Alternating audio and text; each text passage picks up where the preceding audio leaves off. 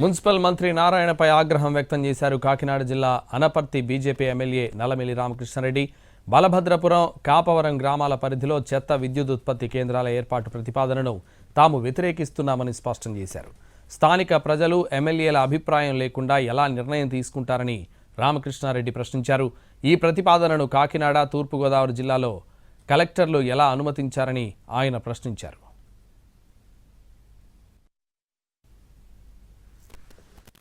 దీన్ని ఈ ప్రాంత ప్రజానీకం తీవ్రంగా వ్యతిరేకిస్తా ఉంది. ఈ ప్రతిపాదనని ఎట్టి పరిస్థితుల్లోనే ఆమోదించేది లేదు. ఇవాళ తూర్పు గోదావరి జిల్లా, కాకినాడ జిల్లాలో ఉన్న మున్సిపాలిటీలన్నిటి నుంచి తీసుకొచ్చి ఇక్కడికి చెత్త తీసుకొచ్చి ఇక్కడ పరిశ్రమ స్థాపిస్తే తీవ్రమైన కాలుష్యం బారిన బలభద్రపురం గ్రామం పడడమే కాకుండా బలభద్రపురం చుట్టుపక్కల కాపవరం గ్రామ ప్రజానీకమే కాకుండా చుట్టుపక్కల గ్రామాల ప్రజానీకం ఈ ప్రాంతాన్ని ఖాళీ చేసి వెళ్లిపోవలసిన దుస్థితి దాపరించే పరిస్థితి ఉంది. స్థానిక శాసనసభ్యుడిగా నాకు సమాచారం లేదు. కలెక్టర్ల ప్రతిపాదన పంపించారా? ఇది పరిశీలన మాత్రమేనా?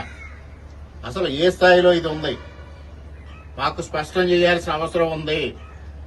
ఏ స్థాయిలో ఉన్నా స్థానిక ప్రజల అభిప్రాయాలకు మేరకు దీన్ని మేమందరం తీవ్రంగా వ్యతిరేకిస్తా ఉన్నాం.